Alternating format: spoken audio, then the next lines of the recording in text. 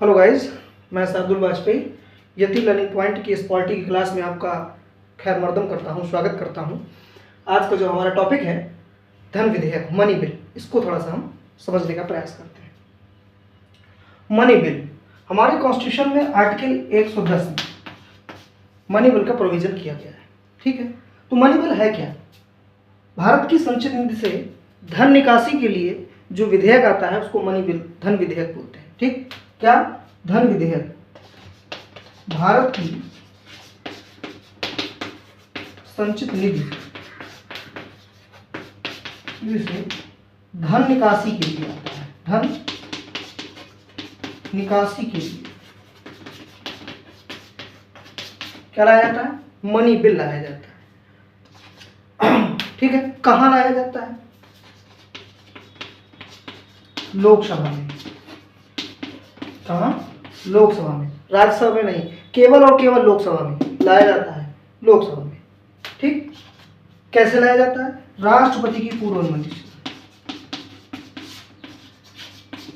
पूर्व अनुमति से।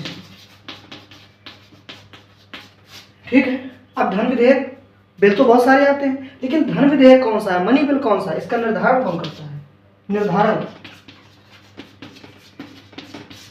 करेगा लोकसभा अध्यक्ष।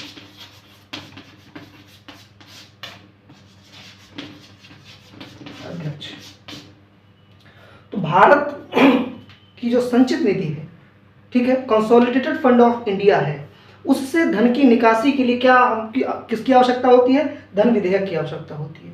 धन विधेयक आर्टिकल 110 में है।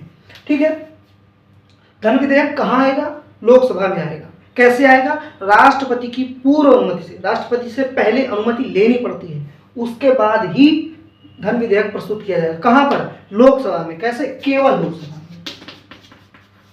धन विधेयक कभी राज्यसभा में प्रस्तुत नहीं किया सकता। ठीक है, अब थोड़ा सा इसको और इलैबोरेट करें तो धन विधेयक होता क्या है, जरा इसको समझें। तो धन विधेयक क्या है?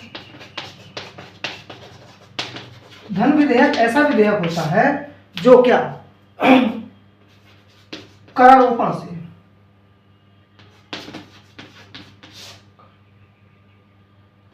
ठीक है, करारोपण, करों की दर को बढ़ाना या घटाना, करों की दर को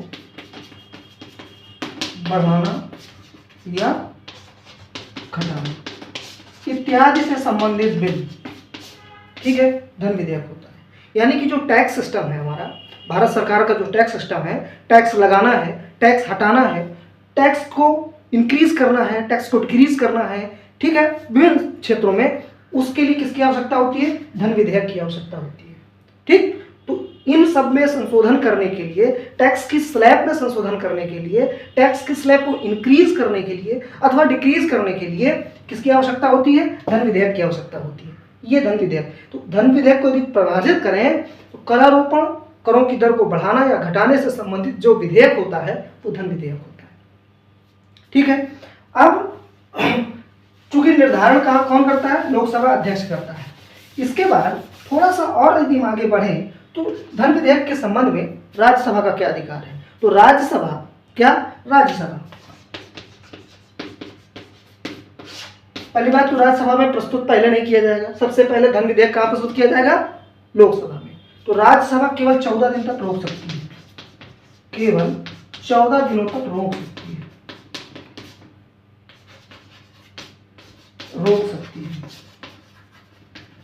ठीक है, कितने? केवल 14 दिनों तक, इसके बाद नहीं। और यदि 14 दिनों के बाद भी राज्यसभा ने उसे वापस लोकसभा को नहीं लौटाया तो ये मान लिया जाता है कि राज्यसभा ने स्वीकृति दे दी है। ठीक, दूसरी चीज है, राज्यसभा क्या नहीं कर सकती? संशोधन नहीं कर सकती। क्या? धन विधेयक में संशोधन नहीं कर सकती, संशोधन नहीं कर सकती।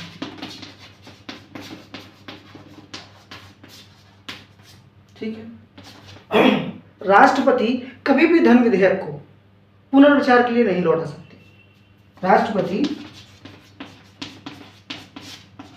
धन विधेयक को पुनर्विचार के लिए नहीं लौटा सकते, पुनर्विचार के लिए नहीं लौटा सकते। क्यों नहीं लौटा सकते? क्योंकि राष्ट्रपति ने पूर्व अनुमति ही दी है, पूर्व अनुमति से ही, राष्ट्रपति की पहली अनुमति से ही लोकसभा में प्रस्तुत किया गया है, तो उसे वापस लौटाने का तो कोई सवाल ही नहीं उठता ना। तो राष्ट्रपति क्या पुनर्विचार के लिए नहीं लौटा सकते। और एक पॉइंट जो इम्पोर्टेंट है कि धन विधेयक में कभी भी क्या नहीं हो सकता? धन विधेयक में संयुक्त संसद का संयुक्त अधिवेशन नहीं हो सकता, संयुक्त सत्र नहीं हो सकता। ये है आपका धन विधेयक। ठीक, अब थोड़ा सा मनी बिल को समझा है, फाइनेंस बिल को, वित्त विधेयक को थोड़ा सा समझ लेते हैं हम। जो वित्त विधेयक होता है, वित्त विधेयक भी दो प्रकार के होते हैं, लेकिन हम मोटा मोटा समझेंगे। वित्त विधेयक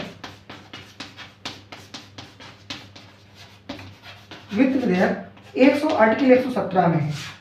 ठीक है, ये जो वित्त विधेयक 117(1) है,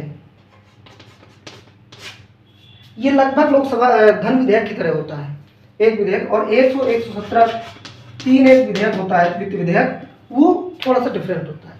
लेकिन मोटी बात जो दोनों में है वो कॉमन है, क्या कि किस तरह से वित्त विधेयक धन विधेयक से अलग है।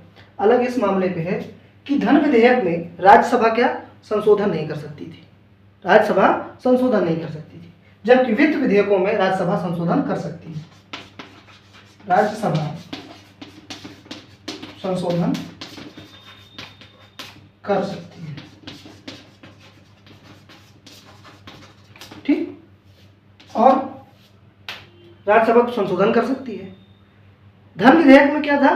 संसद का संयुक्त सत्र नहीं हो सकता। ठीक है, संयुक्त सत्र नहीं हो सकता, लेकिन वित्त विधेयक में संयुक्त सत्र आयोजित हो सकता है।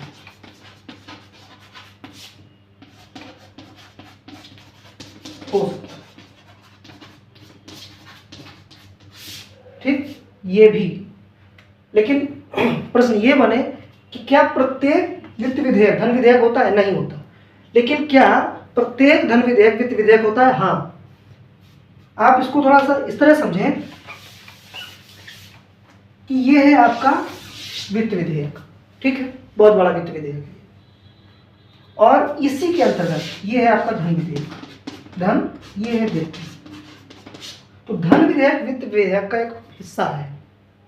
लेकिन क्या प्रत्येक वित्त विधेयक धन विधेयक है? नहीं है। लेकिन प्रत्येक धन विधेयक वित्त विधेयक होगा। ठीक, इस तरह से हमने वित्त विधेयक और धन विधेयक को समझा। यदि वीडियो आपको अच्छा लगे तो लाइक करें, शेयर करें, कमेंट्स करें, चैनल को सब्सक्राइब करें। Thank you so much.